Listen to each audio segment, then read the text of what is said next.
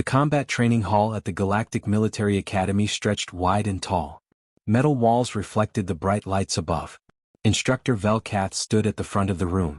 His forearms crossed over his chest. His green skin looked dark under the harsh lights. He was a Quilleran, one of the oldest species in the Galactic Alliance. "Today we practice threat neutralization," Velkath announced. His voice echoed in the large space. "You will face simulated apex predators.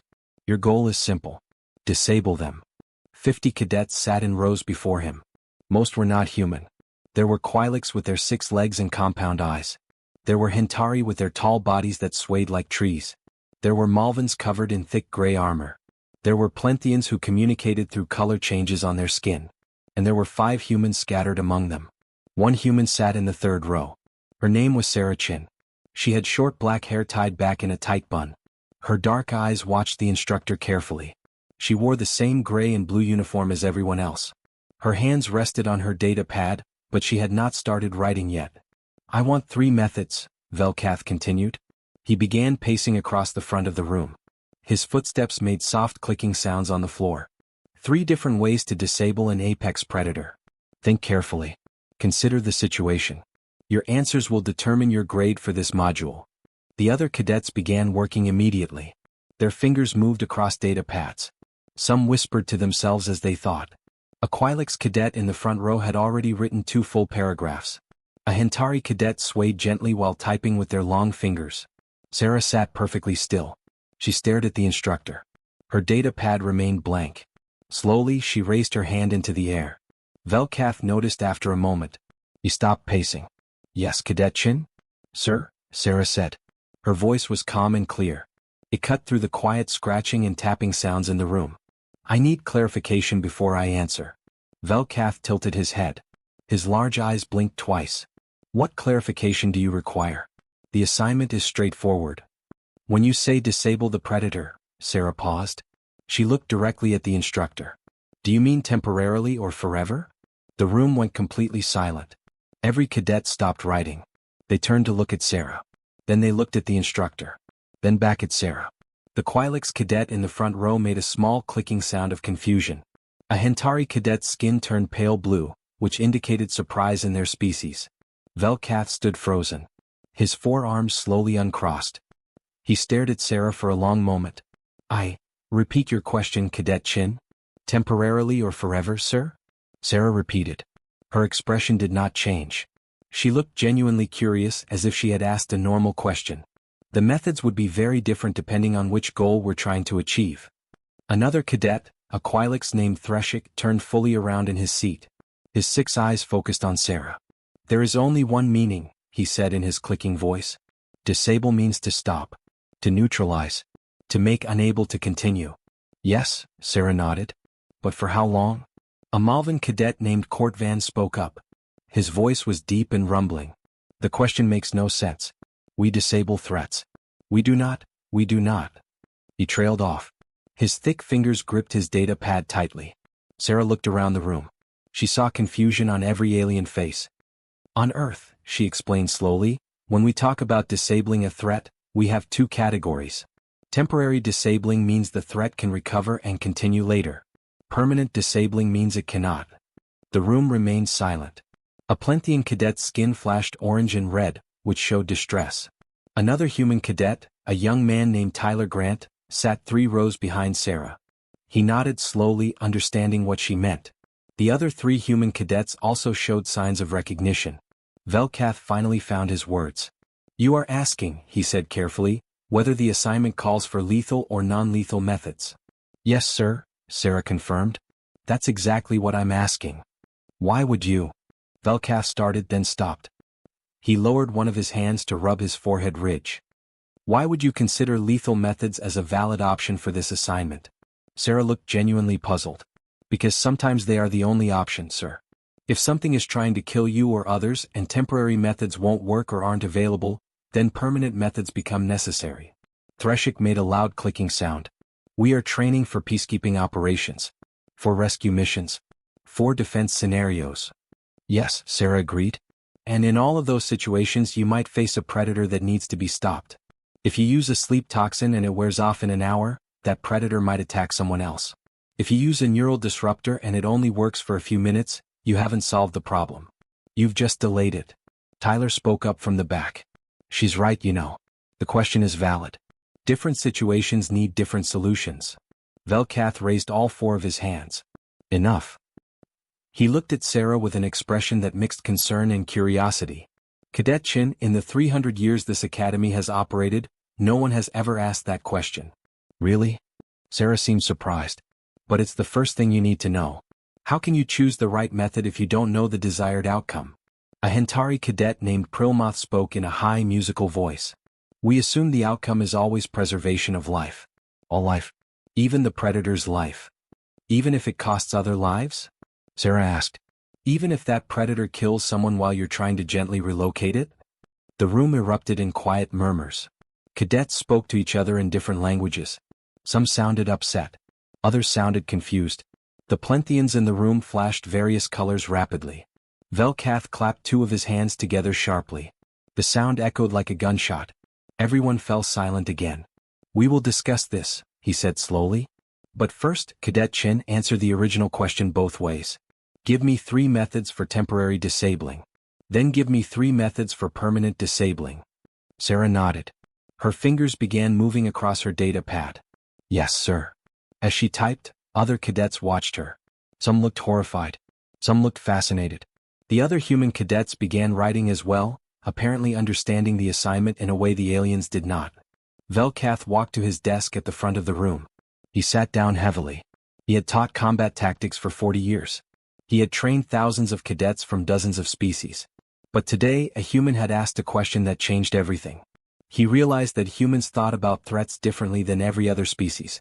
They saw options that others did not see. Or perhaps, options that others refused to see. The implications troubled him deeply. The next day, Sarah stood alone at the front of the combat training hall. Behind her, a large holographic display waited to show her presentation. 50 cadets sat in their seats, watching her with various expressions.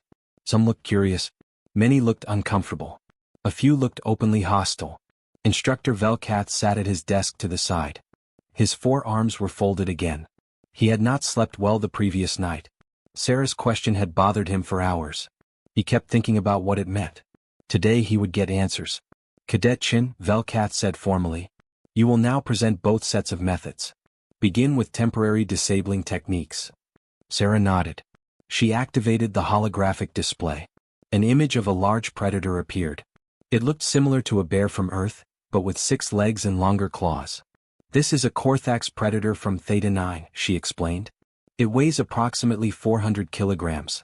It has thick hide and a fast metabolism. She pressed a button. The first image appeared. Method 1 for temporary disabling, chemical sedation. We use a tranquilizer dart loaded with a fast-acting sedative compound. The chemical enters the bloodstream and suppresses the central nervous system.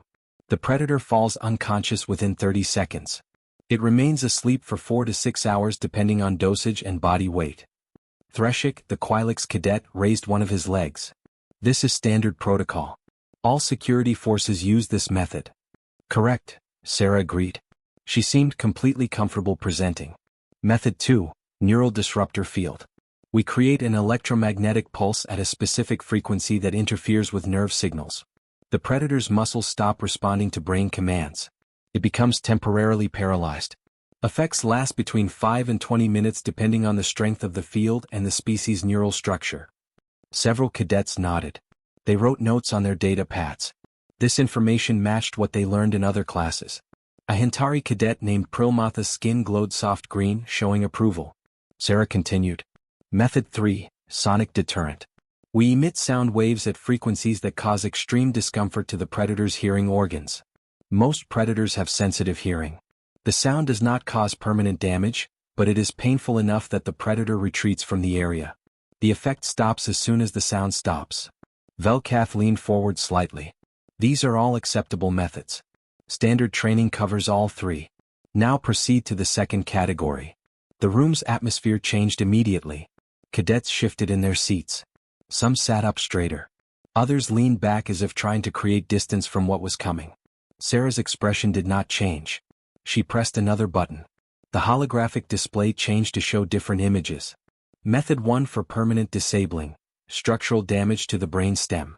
A projectile weapon fired at the base of the skull severs the connection between the brain and body. Death is instantaneous. The predator feels no pain. This method guarantees the threat is completely eliminated. Several cadets made sounds of distress. A Malvan cadet named Cortvan's thick armor plates rattled. "This is murder," he said in his deep voice. "No," Sarah replied calmly. "Murder is the unlawful killing of a person. This is threat elimination. There is a difference." Prilmatha's skin flashed red and purple. "You speak of killing as if it means nothing." Sarah turned to face the Hentari cadet. "I speak of it as one option among many. Whether we use it depends on the situation." She turned back to the display. Method 2, cardiac disruption. A blade or projectile penetrates the chest cavity and damages the heart. Blood flow stops. The predator dies within seconds. This method works on most carbon-based life forms with centralized circulatory systems. Tyler, the other human cadet, sat quietly in his seat. His face showed no emotion. He understood what Sarah was doing. She was not trying to shock anyone. She was simply answering the question honestly. The other 3 human cadets watched with similar calm expressions. The alien cadets looked horrified. A Plenthian's skin turned completely white. Another Quilix made high-pitched clicking sounds of distress. One Malvan stood up as if to leave, but Velkath gestured for him to sit back down. Method 3, Sarah continued with the same steady voice. Spinal severance. A strike to the spine between the 3rd and 4th vertebrae paralyzes the predator immediately and causes death within minutes as organs fail.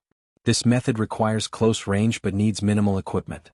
A simple blade is sufficient. Threshik could not contain himself.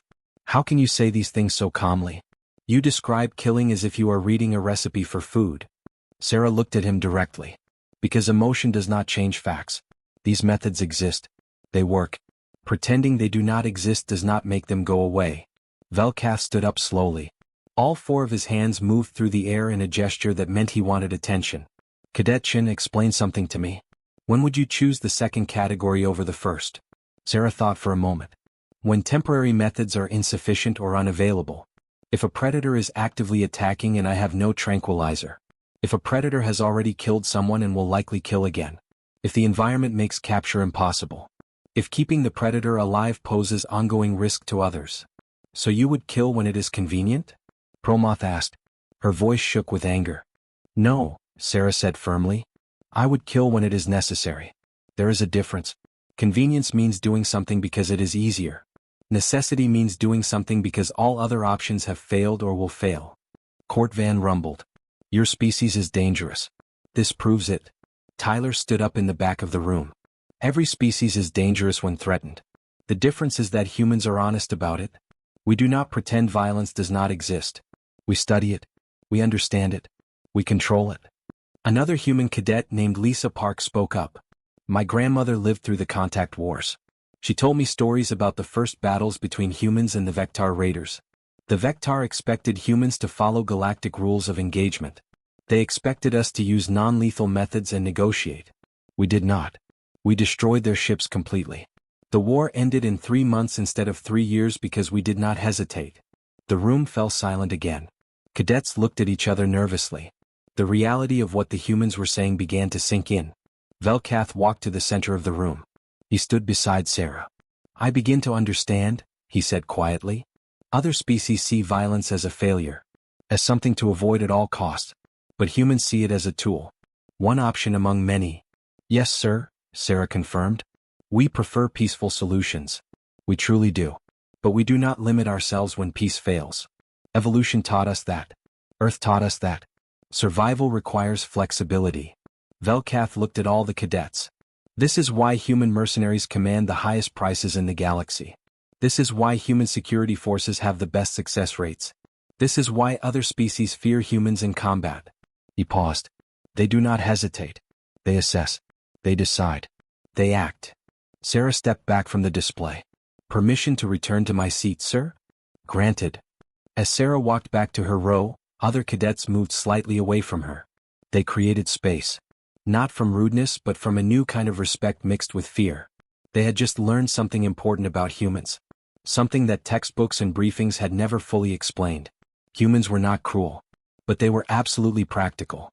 and in a dangerous galaxy, that made them the most dangerous species of all. Sarah sat in a small room with white walls and a single table. 3 members of the Academy's ethics committee sat across from her. They had called her here 2 days after her demonstration. The room felt cold despite the temperature being normal. The committee consisted of 3 different species. Professor Niravel was a Hentari with pale blue skin that currently showed orange streaks of concern.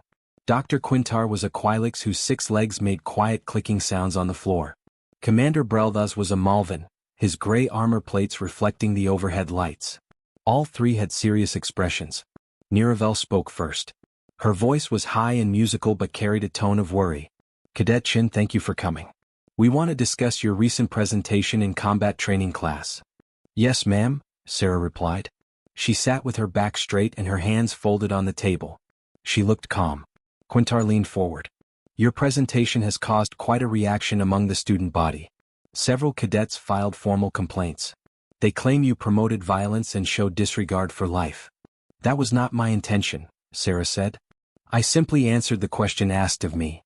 Brelthas's deep voice rumbled. You described methods of killing with no emotion. No hesitation. As if you were discussing weather patterns or mathematical equations. Because emotion would not change the information, Sarah explained. The methods exist regardless of how I feel about them. Niravel's skin flashed red briefly. But that is precisely the problem. You speak of ending life as if it is a simple choice. A casual decision. Sarah shook her head slowly. It is never casual. But it must sometimes be simple. Complicated thinking in a crisis gets people killed. The 3 committee members looked at each other. They seemed to have a silent conversation through glances and small gestures. Finally, Quintar spoke again. Help us understand. Explain how humans think about these matters. Your species has only been part of the galactic community for 80 years. We need to know if humans are suitable for peacekeeping roles. Sarah took a breath. May I tell you about Earth? Please do, Niravel said. Earth is what you call a death world, Sarah began. Life there evolved in constant competition. For millions of years, survival meant being better than everything trying to kill you. We had predators everywhere. In the water. On the land. In the air. Giant cats with teeth as long as knives. Bears that could crush skulls with one bite. Snakes with venom that killed in minutes. Crocodiles that dragged prey underwater. Spiders. Sharks. Wolves. Everything wanted to eat something else. Quintar's legs clicked nervously. We know Earth's classification. But you evolved past that. You developed intelligence. Technology. Intelligence did not remove the threats, Sarah continued. It just changed how we dealt with them. Early humans had 2 choices when facing a predator. Drive it away temporarily or kill it permanently. If you only drove it away, it came back. Maybe to your camp. Maybe when your children were playing. Maybe when you were sick or injured. Permanent solutions meant safety. It meant survival. Brelthas rumbled. But you have civilization now. Laws. Ethics. Surely you moved beyond such primitive thinking. We did and we did not, Sarah said. We built cities. We created rules. We protect life whenever possible. But we never forgot the lessons. We never pretended that danger disappeared just because we wanted it to. Niravel's skin turned darker blue. Other species also faced dangers during evolution. The Quilix had natural disasters. The Hentari had diseases. The Malvans had resource competition. But we learned that cooperation and preservation of life brought better results than violence. Your planets were different, Sarah said gently. The Quilix homeworld has 3 moons that stabilize the climate. Disasters were rare and predictable. The Hentari evolved in forests with abundant food. Competition was minimal. The Malvans developed thick armor that protected them from most threats. You could afford to be patient. To be gentle. Earth did not give us that luxury. The room was quiet for a moment. Professor Niravel stood up and walked to the wall. She touched a control panel. A holographic display appeared showing statistics and reports. We have reviewed human military records, she said.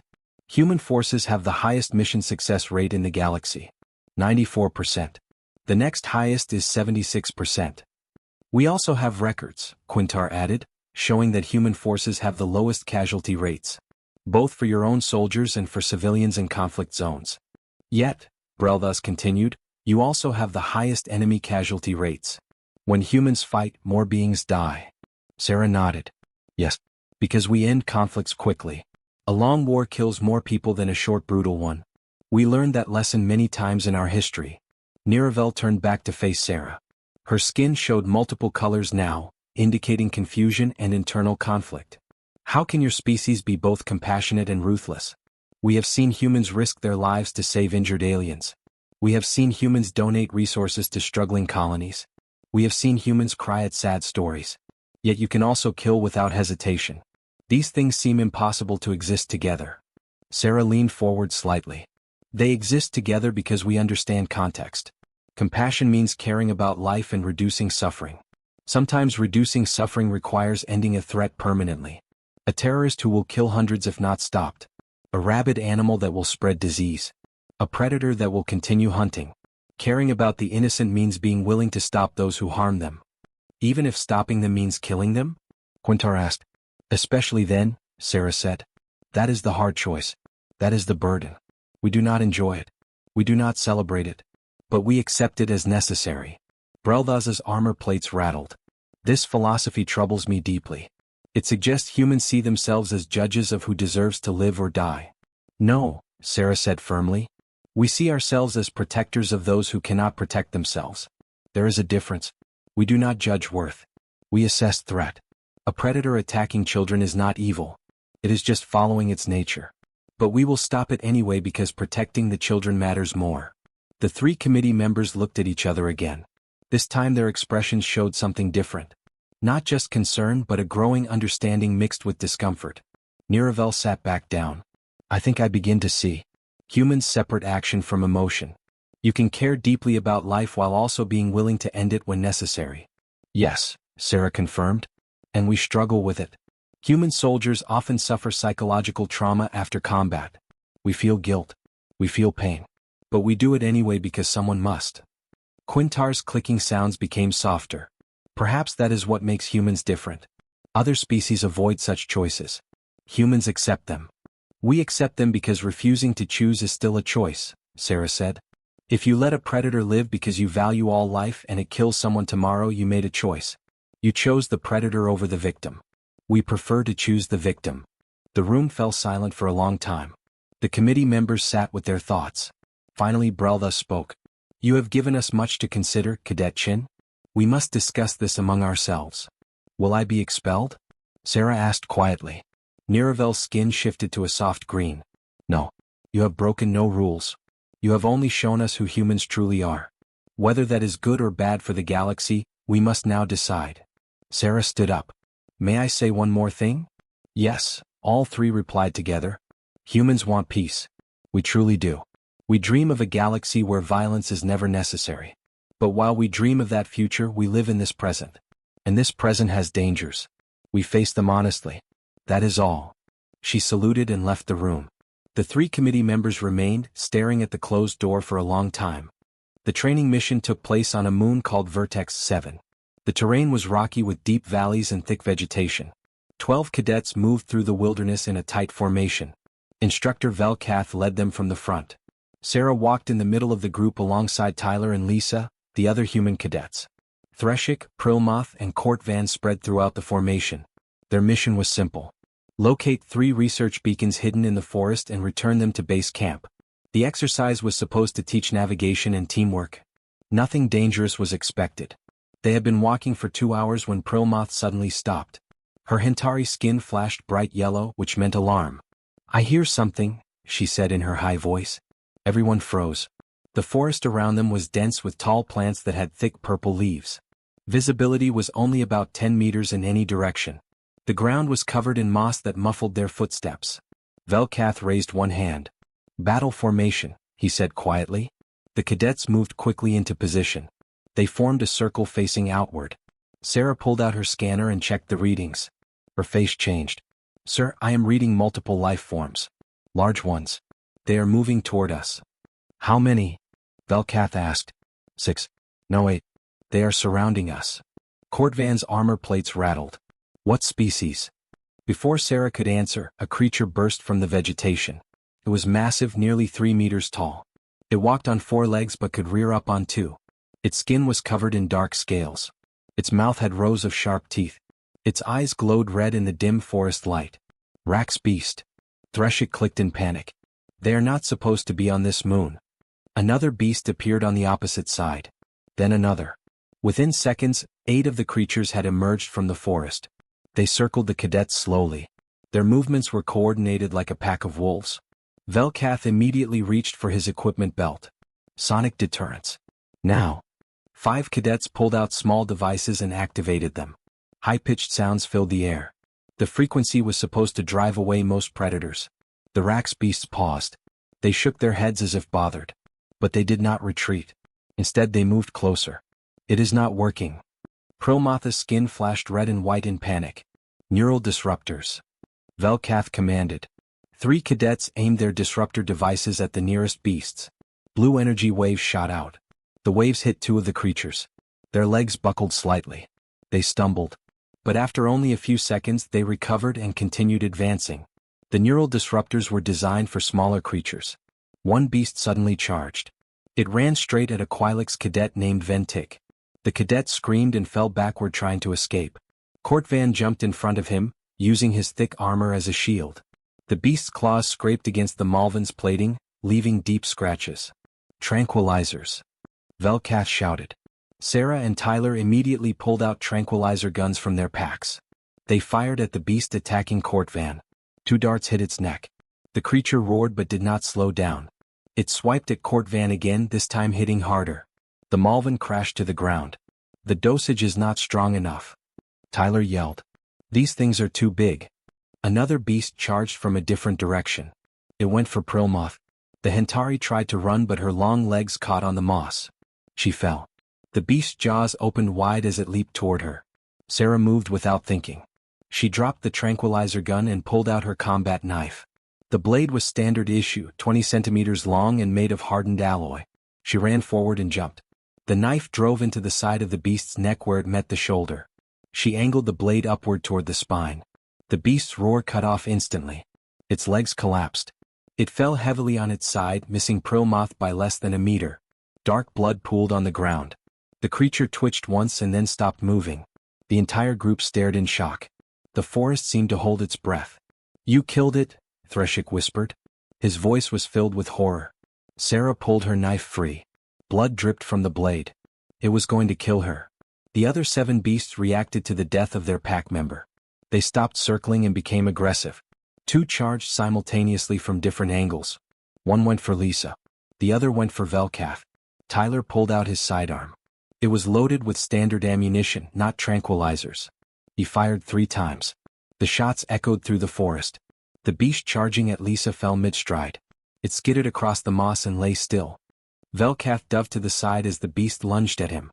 Its claws missed his head by centimeters. Sarah threw her knife. It spun through the air and buried itself in the creature's eye. The beast howled and thrashed. Lisa ran forward and grabbed Sarah's tranquilizer gun from the ground. She fired 4 darts into the wounded beast's chest at close range. The combined trauma and sedative finally dropped it. The remaining 5 beasts hesitated. They had lost 3 of their pack. Their red eyes looked at the dead bodies. Then they looked at the cadets. Specifically, they looked at the humans. Sarah pulled a flare gun from her belt. It was designed for signaling, not combat. She fired it directly at the nearest beast. The flare hit its face and exploded in bright fire. The creature screamed and ran. The other 4 beasts followed, crashing through the vegetation. Within seconds, the forest was quiet again except for heavy breathing. Prilmoth lay on the ground where she had fallen. Her skin had turned completely white. Kortvan slowly stood up, his armor badly scratched. Threshik made rapid clicking sounds of distress. Several other cadets were shaking. Velkath walked slowly to the dead beasts. He looked at them for a long moment. Then he looked at Sarah. You killed 2 of them. Yes, sir, Sarah replied. Her voice was steady but quiet. We had non-lethal options, Threshik said. He sounded angry and scared at the same time. We could have tried more tranquilizers. We could have run. We could have. We would be dead, Tyler interrupted. Or some of us would be. Those things were not stopping. Prilmoth finally sat up. Her skin was slowly returning to normal colors. She looked at Sarah with wide eyes. You saved my life.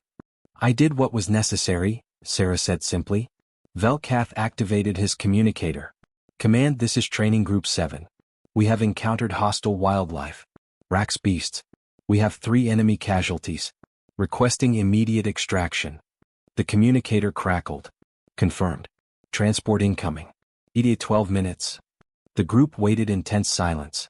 No one spoke. They formed a defensive circle again, watching the forest. When the transport finally arrived, they climbed aboard quickly. On the flight back to base, Velkath sat next to Sarah. He spoke quietly so only she could hear. I have been teaching combat tactics for 40 years. I have trained thousands of cadets. I always taught that preserving life was the highest priority. Sarah waited. She did not interrupt. Today I learned that I was wrong, Velkath continued. Not completely wrong but not completely right either. Preserving life is the highest priority. But we must be clear about which lives we prioritize. You chose correctly. The lives of your teammates mattered more than the lives of predators trying to kill them. It was not an easy choice, sir, Sarah said quietly. I know, Velkath replied. I saw your hands shaking after. I saw the look in your eyes. You did not enjoy what you did. But you did it anyway. That is what makes you a good soldier. Not the ability to kill, but the willingness to bear the weight of that choice. Sarah nodded slowly. She looked out the transport window at the forest below. Somewhere down there, 3 Rax beasts lay dead because of choices she and Tyler had made. The weight of those deaths would stay with her. But so would the memory of Prilmatha's alive face and Court Van standing up despite his injuries, and all her teammates making it home. That was the trade. That was always the trade. 6 months had passed since the incident on Vertex 7. The Galactic Military Academy looked the same from the outside, but inside, everything had changed. New courses appeared in the curriculum. New training methods were implemented. New questions were being asked. Sarah stood at the front of a classroom. She wore a teaching assistant uniform now, a gray and blue outfit with an instructor badge on the shoulder. Behind her, a holographic display showed a decision tree with multiple branches. 30 cadets sat before her, all from different species. Most were first-year students who had never taken combat training before. Instructor Velkath sat at the back of the room. He no longer taught every class himself. Now he supervised while others, including Sarah, handled much of the instruction. His 4 arms were folded, but his expression was calm and attentive. Before we discuss methods, Sarah began, we must discuss assessment. This is the foundation of everything else. How do we assess a threat? A young Hentari cadet raised her hand. Her name was Silwen. Her skin showed soft blue colors indicating curiosity. We identify the danger level and respond appropriately. Good start, Sarah nodded. But we need to be more specific. What questions should we ask first? The cadets looked at each other uncertainly. They were not used to this teaching style. Previous instructors had given them answers to memorize. Sarah was asking them to think. A Quilix cadet named Drentix clicked softly. We should ask if the threat is immediate or delayed? Yes, that is one question. What else? Tyler walked into the room carrying equipment. He was also a teaching assistant now. He placed several devices on a table near the front. Think about it practically, he said. You are facing something dangerous. What do you need to know to make a decision? A Malvan cadet spoke up. Her name was Nael Vix. Is it threatening one person or many people? Excellent, Sarah said. She added that to the decision tree on the display. That is important. The scale of threat matters. What else? Can it be reasoned with? Asked a Plenthian cadet. His skin flashed green thoughtfully. Another good question, Sarah confirmed. A person with a weapon might negotiate. A wild animal will not. Intelligence level affects our options. She continued adding branches to the decision tree. Each question led to more questions. Is the threat moving toward you or away? Is it injured or healthy? Is it alone or part of a group? Does it have young nearby? What is the environment like? After 10 minutes, the decision tree had grown complex with dozens of branches and nodes. The cadets stared at it with wide eyes. This is what humans call threat assessment, Sarah explained. Before we choose a method, we must understand the situation completely. Every detail matters. Every answer changes what we should do. Silwen's skin flashed orange with concern. But in a real situation, we do not have time for all these questions. Danger happens fast. You are right, Sarah agreed. That is why we practice. We train until asking these questions becomes automatic. Until our minds process them in seconds without conscious thought. Velkath stood up from his seat at the back. He walked forward slowly. This is what humans call situational awareness. They develop it from childhood. On Earth, being unaware of your surroundings could mean death. So they learned to constantly assess everything around them without even trying. Tyler picked up one of the devices from the table. Let me demonstrate. Lisa, come here please. Lisa Park entered from a side door. She had been waiting for this part of the lesson. She walked to the center of the room and stood calmly.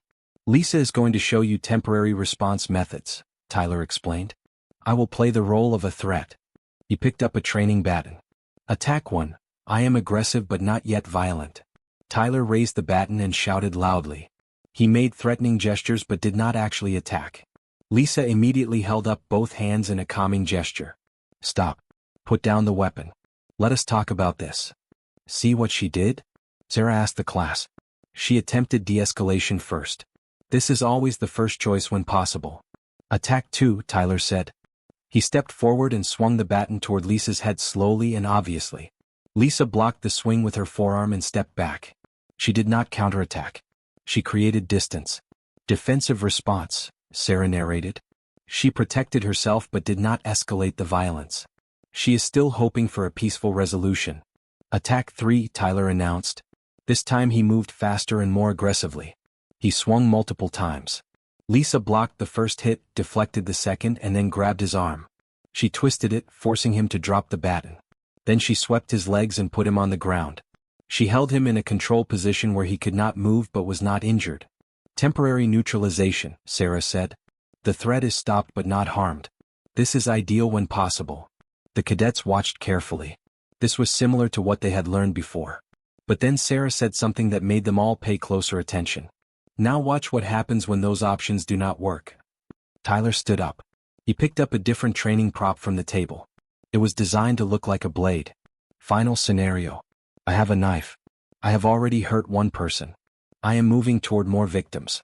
Verbal commands do not stop me. Defensive blocks do not stop me. Control holds do not stop me. What now?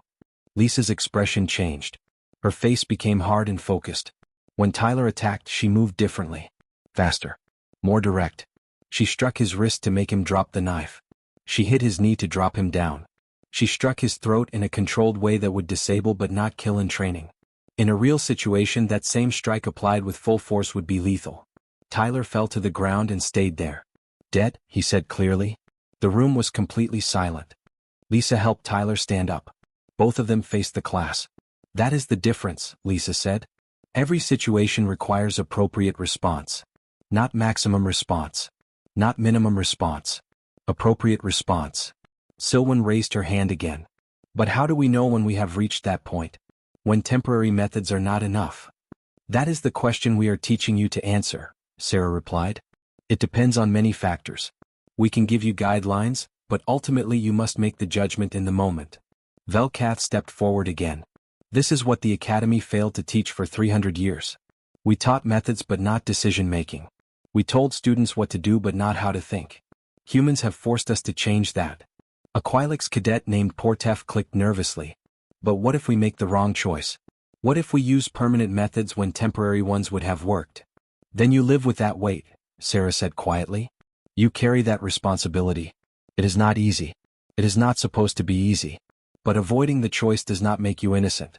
If you choose to use only temporary methods and someone dies because of it, you also carry that weight.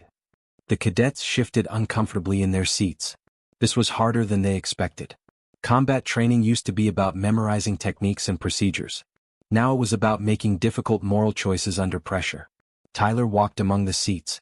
Let me tell you something about human soldiers. After combat, many of them suffer from psychological trauma. They have nightmares. They question their choices. They struggle with guilt. Do you know why?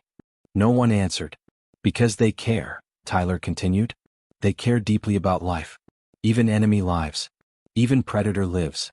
The weight of taking life is real. It hurts. But they accept that hurt as the price of protecting others. Lisa nodded. If killing was easy for us, we would be monsters. It is hard. It should be hard. But hard does not mean wrong. Sarah brought up a new image on the display. It showed statistics from the past 6 months. Since implementing the new training doctrine, mission success rates across all species have improved by 11%. Casualty rates for friendly forces have decreased by 8%. Response times to threats have improved by 15%. Velkath added, these numbers represent lives saved. Real beings who went home to their families because cadets made better decisions in critical moments. Drentix clicked thoughtfully. So the human way is not about being violent. It is about being honest about violence. Yes, Sarah confirmed. Exactly yes. We do not celebrate violence. We do not seek it out. We do not enjoy it. But we do not hide from it either. We face it clearly and make the hard choices when necessary. The lesson continued for another hour. Sarah and the other human instructors took the cadets through various scenarios. Each one required thought and judgment. There were no simple answers. No perfect solutions. Only choices with consequences. At the end of the class, Silwan approached Sarah. Her skin showed purple and blue swirls indicating deep thought. I think I understand now, she said softly. Asking, temporarily or forever, is not about wanting to kill. It is about being prepared for any outcome. Yes, Sarah smiled. And being prepared means you are more likely to succeed with temporary methods. Because you are not panicking when they fail. You have a next step ready? Silwan nodded slowly. Humans are not as frightening as I thought. You are just more realistic. We are also still learning, Sarah admitted. This works both ways. Humans need to learn patience from species like yours. We need to learn that sometimes spending more time on temporary methods is worth it. We can be too quick to escalate. Balance is important. That evening, Sarah sat with Velkath in his office. They reviewed the day's lessons and planned future curriculum changes. How does it feel? Velkath asked. Teaching others your perspective? Sarah thought carefully before answering. Strange. Important. Scary sometimes. What if we teach them wrong? What if they become too quick to use violence? That is why we teach judgment alongside methods, Velkath said. And that is why humans are good teachers.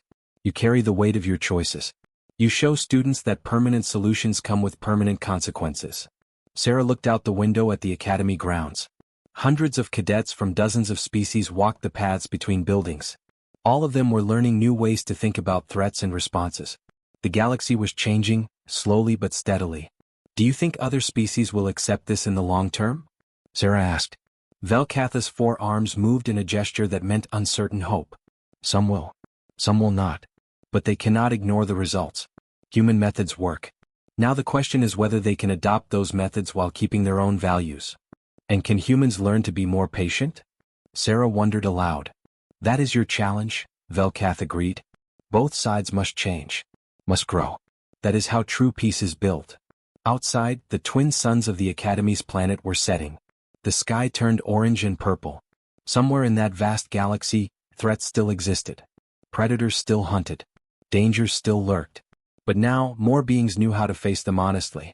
How to ask the hard questions. How to make the difficult choices. Temporarily or forever. The question that changed everything. Not because it promoted violence but because it demanded honesty. And honesty, Sarah had learned, was the foundation of all real solutions.